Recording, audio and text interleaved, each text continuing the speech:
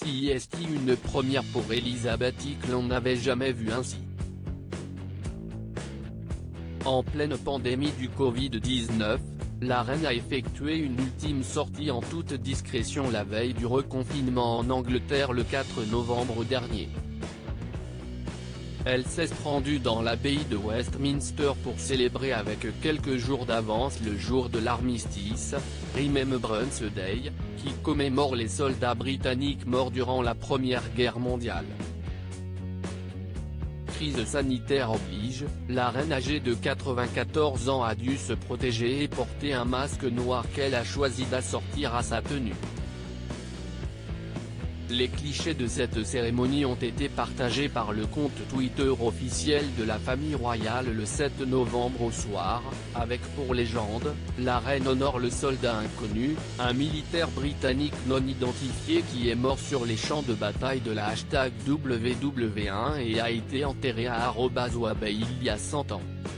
La tombe du soldat inconnu reste un hommage solennel à tous les militaires qui ont perdu la vie au combat.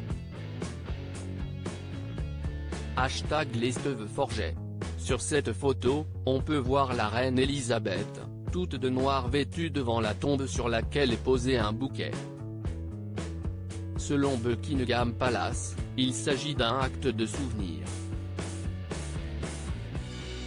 Blanc, le bouquet est composé d'orchidées et de myrte et faisait référence à celui que portait Elisabeth lors de son mariage avec le prince Philippe en 1947. Une commémoration importante. La commémoration a donc eu lieu ce dimanche 8 novembre et était retranscrite en direct sur la chaîne britannique BBC.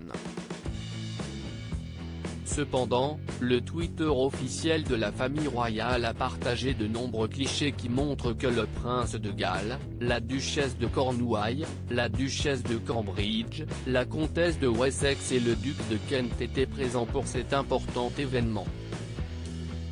Non masqués, ils étaient tous vêtus de noir et ont, pour la plupart, déposé une couronne de fleurs sur le cénotaphe, qui sert de sanctuaire national à la mémoire de toutes les victimes de la guerre.